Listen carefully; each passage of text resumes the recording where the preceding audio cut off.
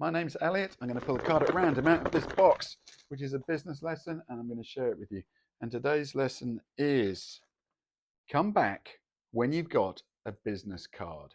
This is a lesson I learned. It's an experience I had when I first started up in business. I was very enthusiastic, had a lot of belief, thought it was going to be really easy to make a lot of money, which is not true.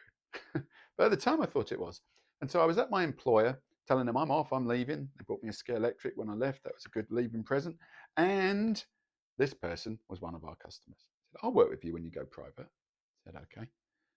I start my business up. This person contacts me, says, please could you quote to provide this amount of information? Quite a lot of data. This is before ChatGPT and the internet, really. And so I think I'm quite an honest person. I priced it up at how long it would take. Didn't really give it a second thought. And it came out at, in terms of time per hour, I wasn't charging a lot per hour, came out at about £16,000.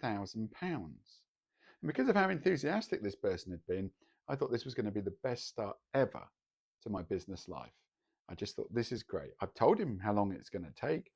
I've told him, this is what it's going to entail. I've done everything right, I thought. I ring him up. I say, okay, I've got the quotation for you. And he says, okay, how much is it? I say, it's £16,000, which is not an unfair price for what I thought he was asking me to do. And he said this. He said, why don't you come back when you've got a business card and put the phone down?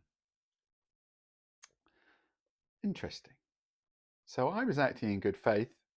I had got the quotation together. I planned it out. I was giving him a price based on what he wanted me to do. But when I told him the price, he assumed that I was just trying to rip him off or something, which I really wasn't.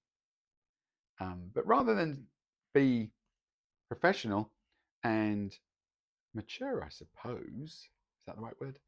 Let's say professional. Rather than be professional and say, Elliot, I don't know where you got that price from. I'd still like to work with you. Let me help you. And a business owner would have done that because they've been on the end of this type of thing many times, right? But an employee, this particular person, didn't have that kindness. Instead, they cut me off and said, you come back when you're grown up. You come back when you got a business card and you're a proper business, and put the phone down. And while that was a 1 second act for him, it was a 10-year act for me because I felt humiliated, silly, and like I wasn't a proper business person. And at the time, it hurt me. Then I realized that means nothing. And that person wasn't in my target market. And I shouldn't have given it a second thought. But it took me 10 years to realize that.